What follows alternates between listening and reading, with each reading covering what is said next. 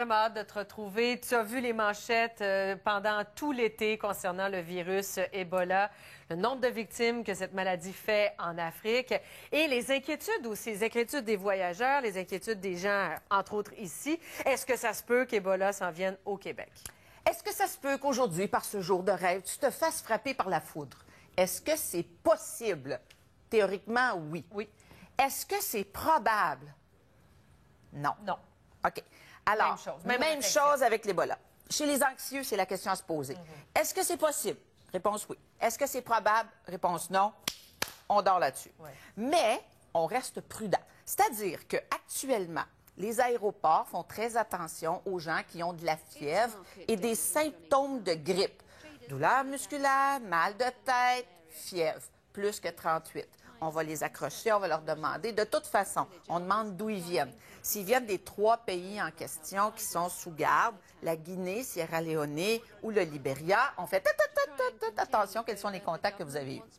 Et on sait que la fièvre qui est Ebola, qui est cette maladie à virus. Virus égale, ça ne se traite pas avec des antibiotiques. Donc, virus égale envahissement du sang et transmission comment? Par les fluides corporels. La salive. Théoriquement, les éternuements, mais c'est peu Est-ce qu'il faudrait que tu aies une plaie ouverte à ce moment-là? Bon, si tu as c'est une ça? plaie, mais le problème, je ne veux pas être dégueulasse, bon appétit tout le monde, mais si je vais vomir, je ne le sais pas que je vais vomir. OK. Alors, je te vomis dessus.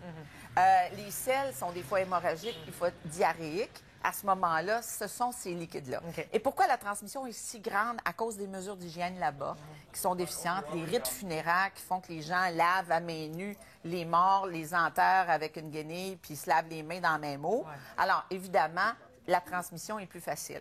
Ici, ce qui se passe, c'est que dès que quelqu'un a de la fièvre, un syndrome grippal, qui vient de ces pays-là ou qui est passé par ces pays-là, on est en mesure de sécurité de prévention. Donc, on va les isoler. Suite au SRAS ontarien, on a quand même eu des leçons d'isolement des gens rapides. L'air est toujours filtré, c'est des airs contenus. C'est pas le même air qui circule dans tout l'hôpital. On a des combinaisons dans lesquelles on va les habiller pour les isoler complètement. Et les gens se posent la question, ouais, mais lui, je le sais qu'il est peut-être malade. Mon voisin d'avion, je le sais pas. Mais s'il n'a pas de transmission, c'est un peu comme au début du sida, tu te rappelles, les gens avaient peur de donner à la main, avaient peur de toucher, avaient peur de tout ça parce qu'ils ne savaient pas comment ça se transmettait vraiment. Bien, c'est un peu la même façon de transmettre. Revoyons ensemble les images de ce prêtre espagnol qui a été transporté d'urgence du Libéria jusqu'à son pays d'origine.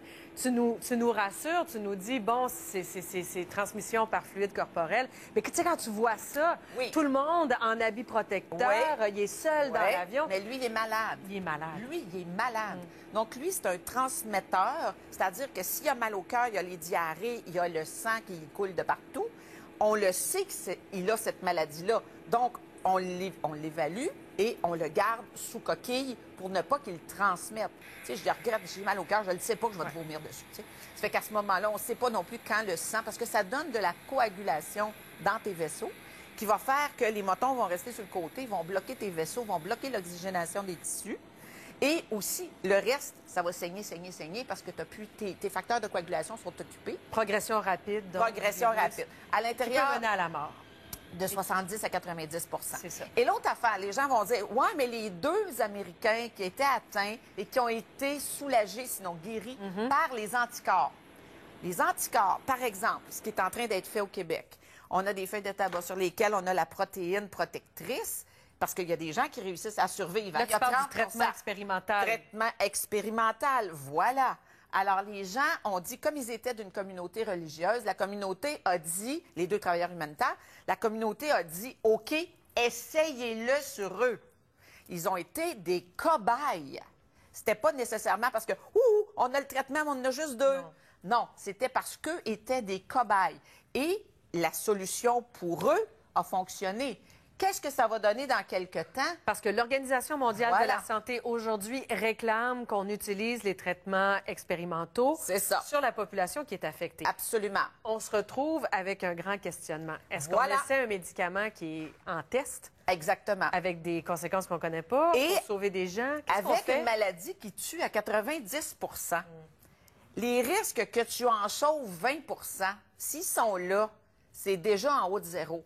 Dans une maladie, le Tamiflu, qui réduisait de une demi-journée ta grippe, est-ce que ça valait la peine?